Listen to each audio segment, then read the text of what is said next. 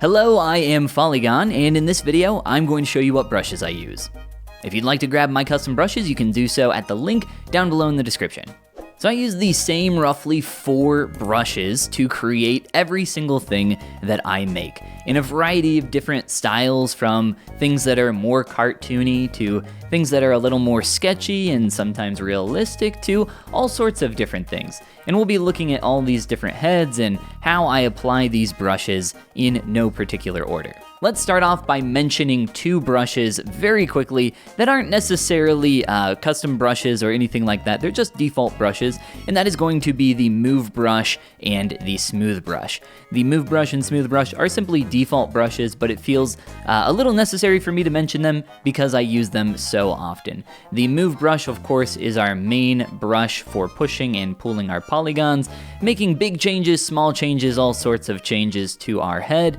And of course, the Smooth brush is that brush that starts to average out your surface depending on how you use it. There are a few different variations on the Smooth brush and the Move brush, including things like Smooth Stronger and Snake Hook, etc., which you can see down here. But for the most part, I just use the default brushes for those. In terms of actual custom brushes that I use a lot, let's take a look at my clay brush. If you've ever seen any of my videos, then you have seen me use my clay brush. This is my main brush that I use for adding information and subtracting information from my surface. This is my build-up process that I use during the entire process from beginning to end, using to build up forms for larger primary shapes, as well as build on top of those for secondary shapes, sketch on my surface, mark things up for reference points for myself for later, and it's how I've created a very large proportion of these heads that you can see right here. On sketches like this, where they're a little more rough, you can even see indications of where I have left a lot of these brush strokes in place. In particular, the type of brush that I am using is not a build-up style brush, so this is a brush that once you start sculpting and don't release your pen, it won't continue to build up on itself infinitely. You can also see there are a couple other settings there that keep the brush stroke nice and clean and don't give it a ton of stair stepping. You can see it has a square alpha over there. There's a couple other tweaks and different changes with this brush that make it pretty unique.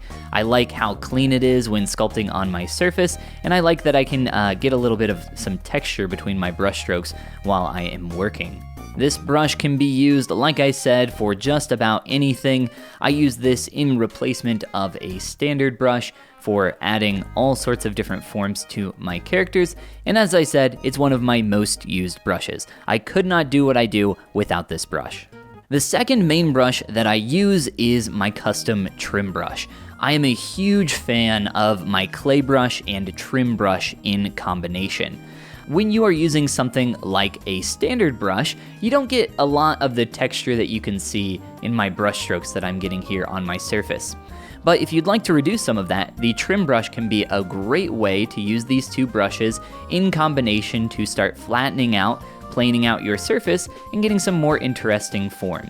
A nice bonus with my custom trim brush is that you can hold down the Alt key and fill in certain areas. You can use this to flatten out texture entirely if you want to remove that by using that in combination with your clay brush. You can use it to blend different areas if you are familiar with Dynamesh and combining different pieces of geometry. As you can see back here on this ear, things are getting rather fused together, but I can go through there with my trim brush, and all I need to do is reactivate Dynamesh and begin to soften this transition by adding this bevel.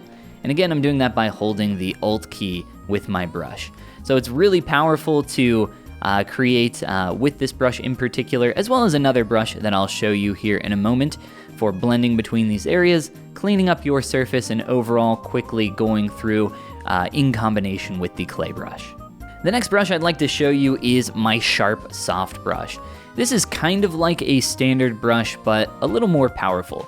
I'll just drag it out here on my surface, and you can see that it has a pretty long lazy radius. That's that line trailing down from my brush stroke as I create that. There is the negative and the positive brush stroke. A little odd or awkward looking right now, but this is a really great tool for creating things like lips, as well as deepening those areas. If I go through this area just carving in along that line, I can start to deepen that and get some deeper, darker shadows there. I use this when I'm creating a lot of my facial features, including my nose, lips, ears, and eyelids. So I'll go through and I'll carve in these areas, creating these shapes.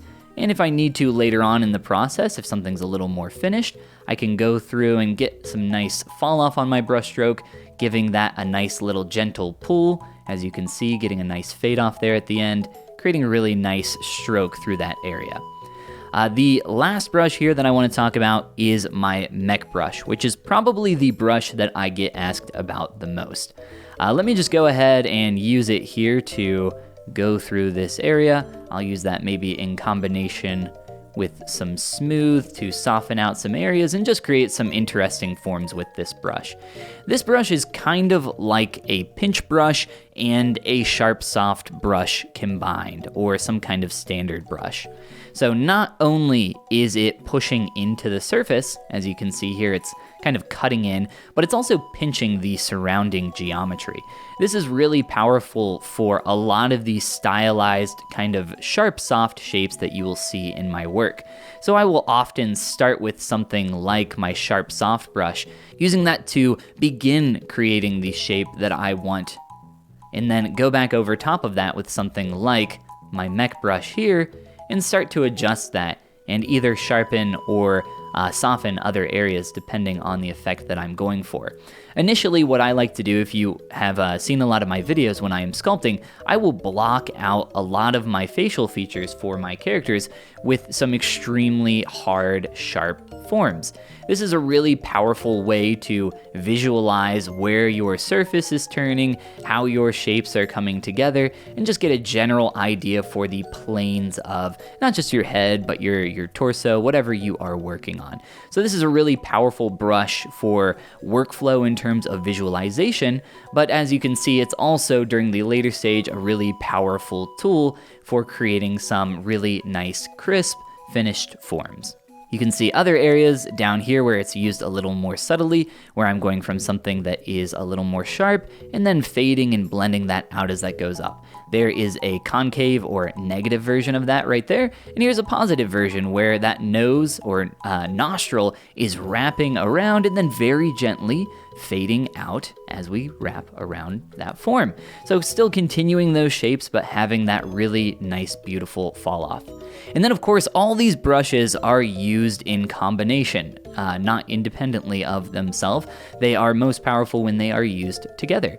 So if I start working on an edge out here with that Mech brush that I so often use, I can come back over top of that and begin softening and smoothing that out to make that a little more closer to, let's say, something that feels organic. And then of course I'm using these in combination with those brushes that I mentioned at the beginning, those move and smooth brushes, which are not custom brushes, just default to go in and make whatever changes I would like as I continue forward.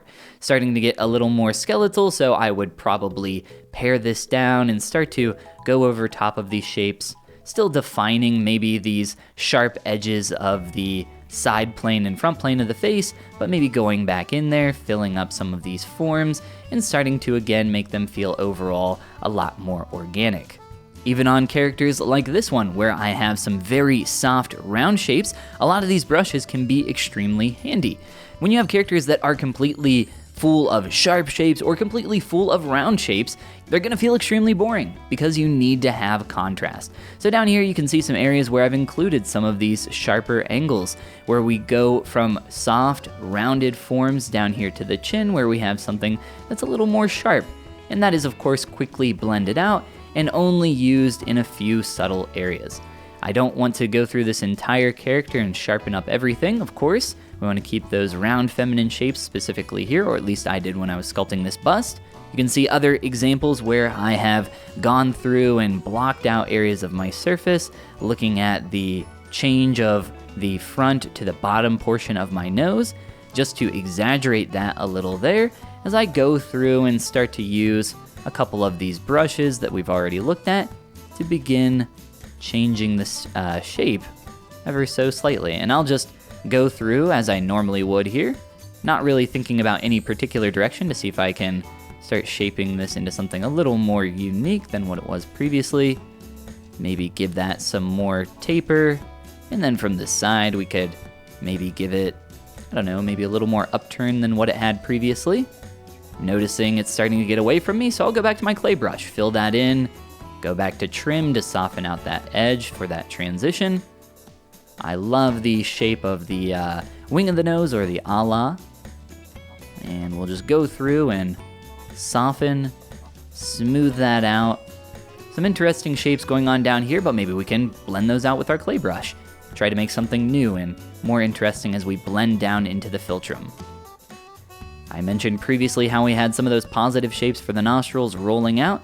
Maybe we can sharpen those up a little. A little too sharp if you ask me for something like this, so I'll soften them, maybe increase the size of the nostril a little, and let's just grab this from the side with a quick mask. Give it a little more rotation, tilt it up, and there we go, we got a completely different nose. We'll do a little before and after. I'll just screenshot that on my canvas and I'll roll back all the way on those undos. And there we go. So, like I said, a completely different shape in a very small amount of time. Just kind of playing around with my 4 custom brushes that I use, like I said, for pretty much everything that you can see here. And if you would like to grab my custom brushes, you can of course do so at the link down below in the description. I would also like to mention here at the end that you do not need my custom brushes to sculpt. However, if you would like to sculpt like me, my custom brushes are going to help get you there. I hope that this video was helpful. Click that subscribe button if you're new around here. Click that like button if you enjoyed this video and want some more stuff like it in the future. And I will see you in the next video.